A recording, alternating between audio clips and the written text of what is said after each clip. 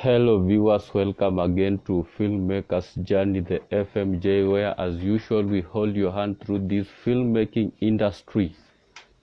And on the show today we shall be having Erifili Davis, and I think she is already, let me see if she's already there. Yes.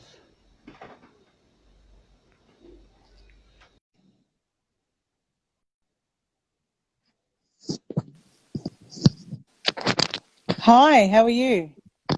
Fine, thank you. How are you doing? I'm very well, thank you. Thanks for inviting me on the show. Yeah, we are really happy to have you on board. Can you hear me clearly? I sure can. Can you hear me okay? Yes, very well. So maybe can you turn your camera this other side, like this? Yeah, sure. Yeah, Yeah, like that. Yes, yeah. exactly. Yes. Yeah. So Rifilis, I don't know if I've pronounced that name correctly. Very close. It's Erifili. Yes, Rifilis. Yeah, So yeah. normally we on the show we normally start by maybe giving us a short story about your childhood. How did you grow up? Yeah, sure. So I live in Australia. I was born in Australia to Greek migrant parents. I grew up Yes, in a city called Wollongong, which is about an hour's drive from Sydney. yes. Yeah, so I've went to university at the University of Wollongong, and now I live in a inland city called Dubbo, which is about 5 hours from Sydney. Yes, and did that childhood maybe influence your current career path, like in film? Did you know from that early age that you wanted to venture into this film industry? Absolutely. So when I was younger, um, on weekend afternoons, they would show old movies on the television. So, Fred Astaire, Ginger Rogers, Gene Kelly, Marilyn Monroe, and all those films inspired me. And I always dreamt of being able to make movies one day. So all through my childhood, I loved writing plays. When I was growing up in the 70s, access to filmmaking gear was very difficult. It was expensive. Film was expensive. It's not like now where everybody is carrying a camera around in their pocket with their phone. Yeah. So what I would do is I would write plays, I would perform in plays, I would direct other people, and I became involved in community theatre from a young age as well. So Yes. it's not until recently that I've been able to actually start making films. But yes, I loved, and when I was growing up, I loved stories like Greek mythology, obviously part of my cultural background as well. So they really were inspirational to me, yeah, so it was always there, but it's only now that I've been able to have a chance to actually do it, which is exciting. Oh wow. And how is it for women? You know, sometimes women in the industry find it a bit difficult. How is it for you? Yeah, so I guess I'm still a beginner in many respects. So I'm involved in small projects, and the people I know I'm more a writer, director, producer. So I rely on other people for particularly the technical aspects, the cinematography and the videography in particular, and to a degree the editing. So I work within a very supportive filmmaking community where I live. But just like many places around the world, Australia there are a lot fewer women working, particularly in the, producing, directing, writing areas of filmmaking and television and media in general. So there's a long way to go in Australia as well in terms of including women more in filmmaking and screen content in general. And then the funding. the how do you handle your funding or funding for your film project? Yeah, so that Yeah, funding is always a challenge for filmmakers. So yeah, at the I know. moment, yeah, so at the moment, I've only really made short films. And anybody who's made any short films Yes, knows that generally short films don't make money. So you can't yeah, actually ask people to invest. What they're doing is they are granting you the money to, because it's something they believe in as well. So what I yes, have found on my last short film project, which yes, is Seeing Short Film, yeah, I tried to run a crowdfunding campaign, and I put a lot of effort into setting it up, thinking about all the different levels and that sort of thing. And I hardly got anything. So it was one of those where if you don't make all the money, you don't get any of the money. So I put in a lot of oh, effort and didn't yeah, make any of the money. So what I've since found, though, is that for the films I've already made, people are quite happy to pay for credits on IMDb for the films that I've already made. So the way that I do that is through a online freelancer platform called Fiverr. I don't know if you've heard of the Fiverr yes, yes, freelancer marketplace. yeah, And I offer credits for my films that are already listed on IMDb. So that's an important part of the process. So I offer thank you credits, executive producer, associate producer, and executive producer, 3 different levels. And I found that I've actually made a lot more money, and I'm funding my next short film through that platform, rather than trying to run crowdfunding campaigns for a film before I make it. So it seems like people want to know that the film is going to be made or has been made, yeah.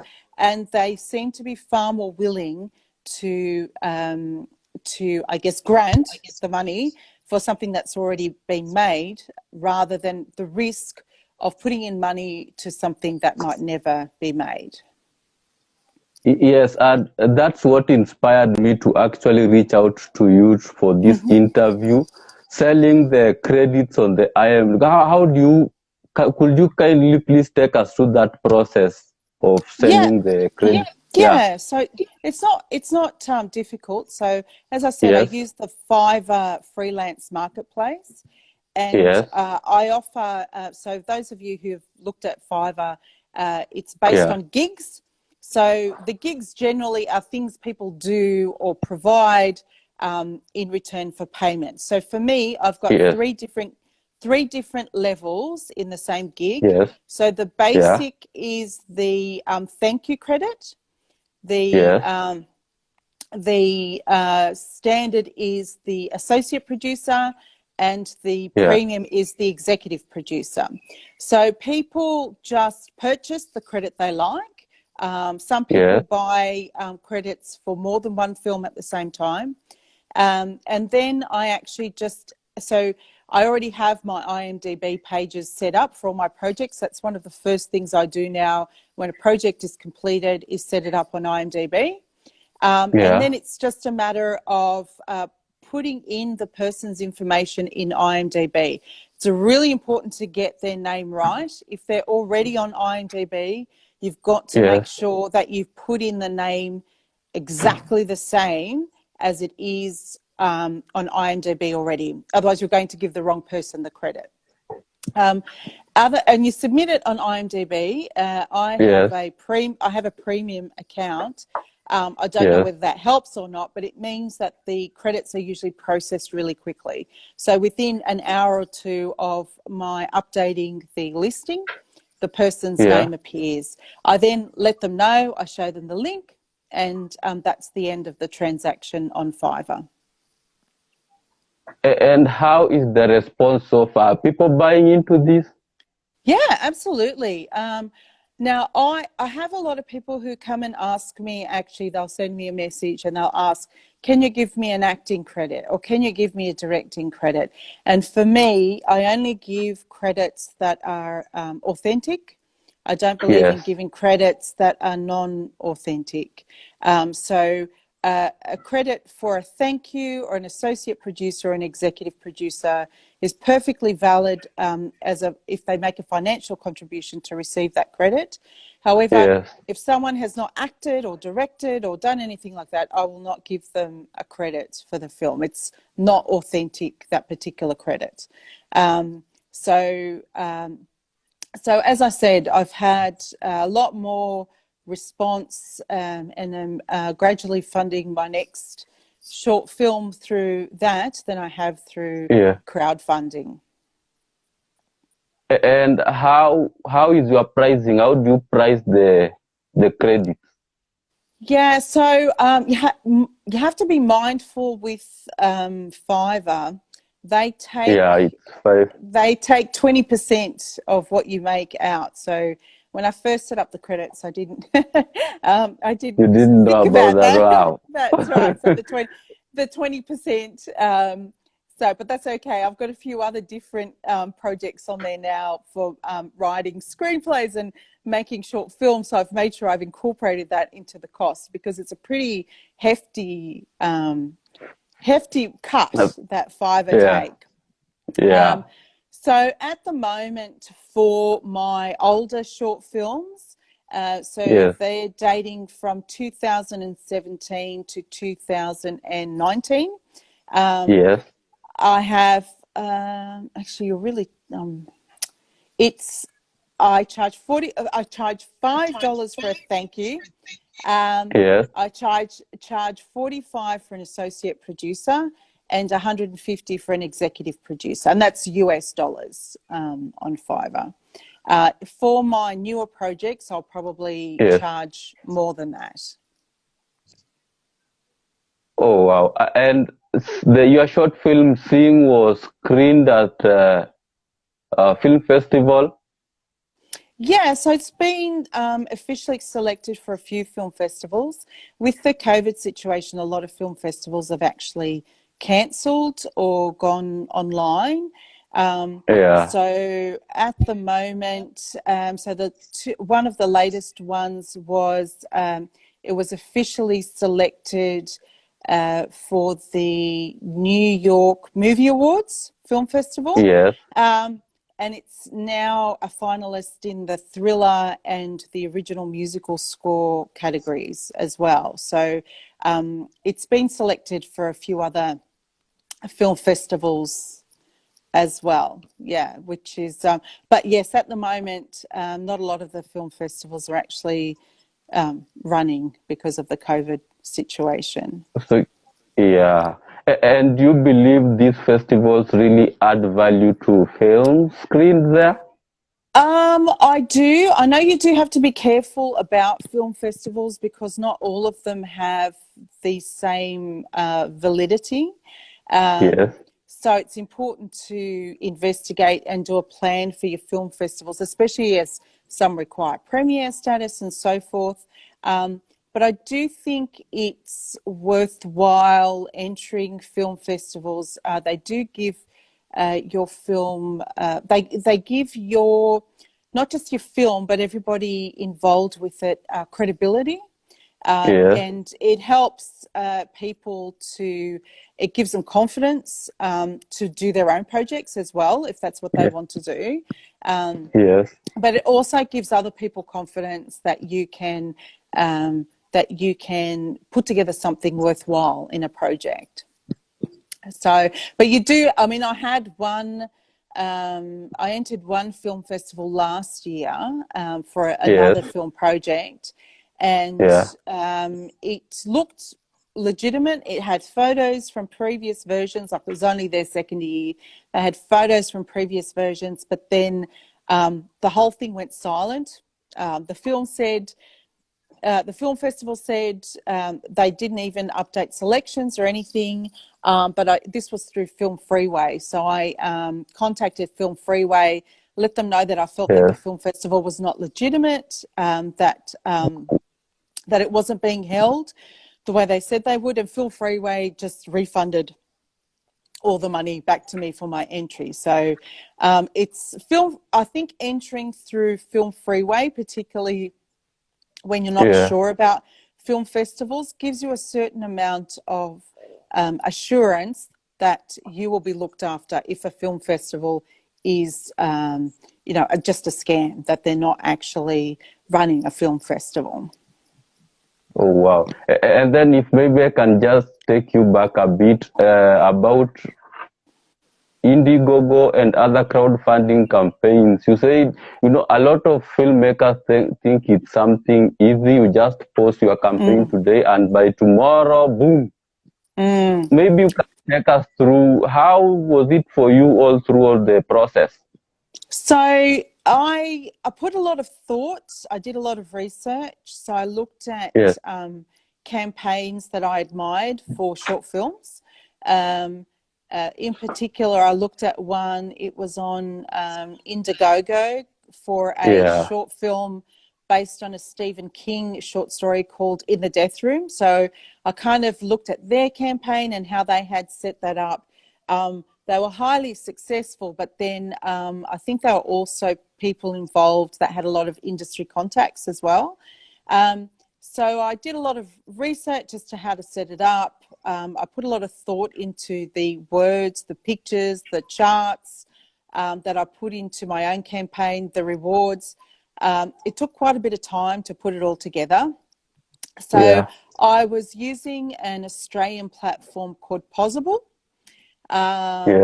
And they were actually very helpful in putting it all together and launching it. But as I mentioned, after all that effort, I think I managed to raise, about 10% of what I was looking for.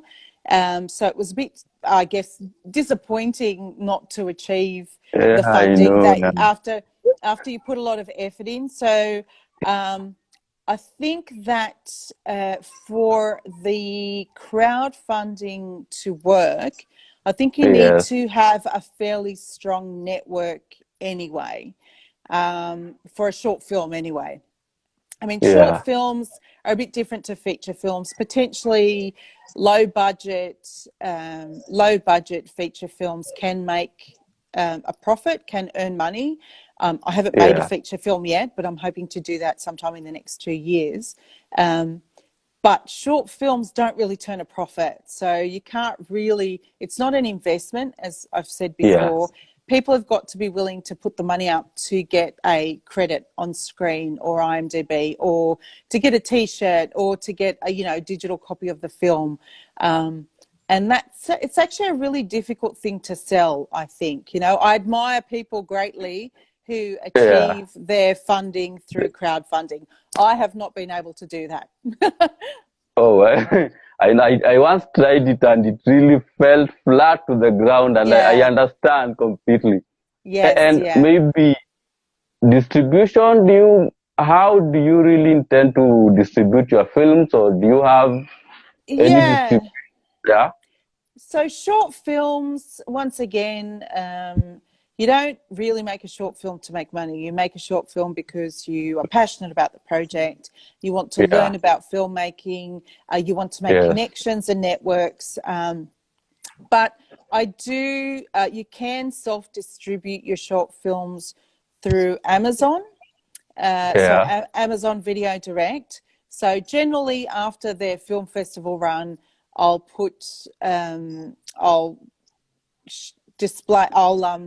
upload my videos to Amazon Video Direct. So I've got, I think, 3 of my short films are available in the UK, in Great Britain, and in the USA on Amazon. You don't like you get paid depending on how many minutes of film are viewed, and the amount is so low. So obviously for short films you make sense, so it's not really a way of earning an income, although any income is good income, especially if you don't have to do anything about it. But I guess it's another one of those things that demonstrates a certain level of credibility, to say I've got short films and they are available on a video on demand platform. Yeah. So but I think once again, for a feature film, it might be more more viable, because Yeah. obviously, you know, a short film, 3 minutes, 5 minutes, there's not a lot of watch time. A feature film, 80 minutes, 90 minutes, especially if you back it up with some sort of marketing campaign, it's a lot more viable. Yeah. And how does your film budget for the short films look like? Maybe the range? Yeah, so I largely self-fund Yeah. I have all my past projects, and I'm lucky enough to have some really talented people to come on board and volunteer Yeah. for the projects. One of the important things is always feed your cast and crew. Yeah. So I'd say my budgets in terms of the actual production, post-production, is in the vicinity of maybe, you know, 200 to 300 Australian dollars. But Wow. then Yeah. there's also the film festival entries as well. So that they usually cost more than the than the actual I know. production budget, the film Yeah. festival entries. Yeah. Oh, wow. And for the upcoming filmmakers, maybe, what would you advise them? More so those who are struggling in funding. Yeah, look, I think what you need to do is you need to Yeah. take stock. If you want to make a film, first of all, Yes. find a small, manageable project. Find people that can help you put it together, that are willing to do it for not very much money, as a learning Yes. process, as experience. Some people, especially if they don't have an IMDb credit, they're really happy to do it for an IMDb credit. Make sure you cover people's expenses. You have to have enough money if they need to travel or supply Yeah. something that they consume, like batteries or whatever. Um, you need to make sure you cover their expenses. Nobody should be out of pocket to make Yeah. a film. Um, and I think planning as well. Don't waste people's time. If you're the producer Yeah. and you're putting it all together, make sure you plan it and you keep your shoot as lean as possible. Know your locations, make sure everything's there, everyone's there when they need to be. If you make sure it's well planned and everybody's time is Yeah. used well, everybody has a great time Yes. and everybody wants to come back and do it again, even if they're not being paid. Oh, wow. So I think look after everybody, plan, and use what's Yeah. available to you to get started. And from there, you can make Yes. decisions for bigger productions. Oh, yeah. Wow. And approximately how much time do you take planning before the shoot? Yeah, that's a very good question.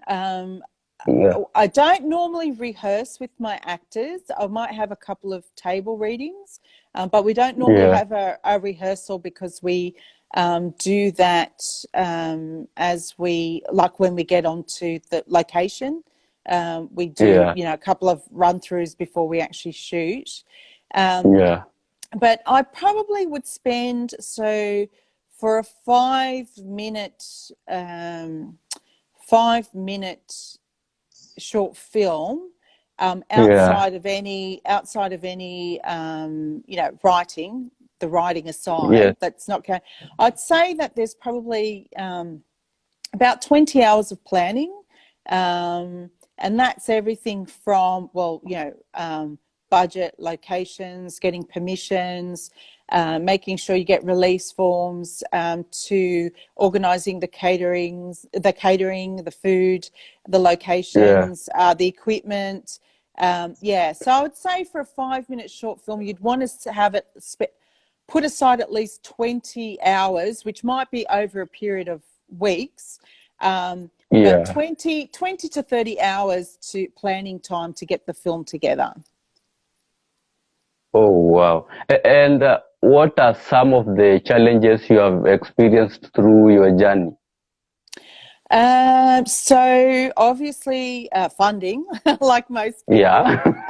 Yeah. I think that's not an unusual challenge. Yeah. So Universal.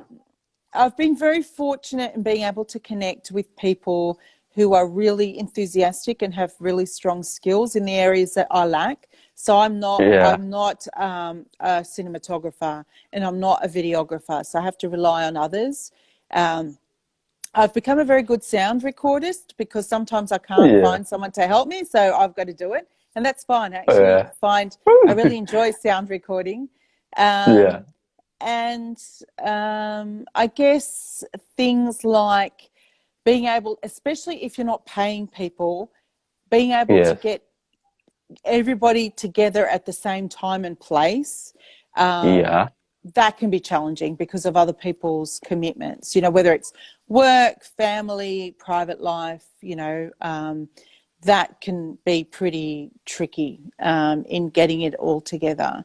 But as I said at the start, Yeah. like I'm really lucky to have a very supportive filmmaking community where I live, in the town that I live. Yes. And usually within that network, we can make things happen, even if, so for instance, I didn't have someone to help on the set on the last. I had someone doing clapper and sound recording and those, and they couldn't come another day, so I had to split the shoot up over 3 days. I try to do everything in a day, but you can't always do that. So I had to split the shoot up in 3 days, and I couldn't get Yeah. some of the crew back on the second day. So through the people I knew, I was able to find other people who weren't experienced, but they were willing to learn, and did a really great job Yeah. on the day too. So it's important to reach out locally to find out who can help you. Oh, wow, that's powerful. Thank you for the very valuable information right there. And before I That's let you okay. go, maybe, yes, before I let you go, maybe how can people maybe view your work, or whoever wants to contact you, how can they reach you? Okay, so if you find me on Seeing Short Film is a page on Facebook. I've also got Yes, my website, seeingshortfilm.com, and you can yeah. contact me through there. Oh, wow. Thank you very much, Elvis, and we really appreciate for having you on the show today. Thank you. Thanks for having me on. All the best. Oh, wow, wow. Bye.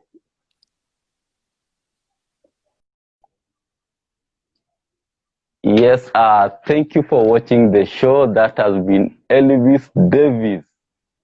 And I think you got valuable information right there and you got inspired. So same day today, we are having another SFX, special effects lady on the show starting from 2 p.m. So please remember to tune in. And I've been your host, Ismail Murono Isma. Same name on Facebook. Until this afternoon, 2 p.m., let's meet then. Bye.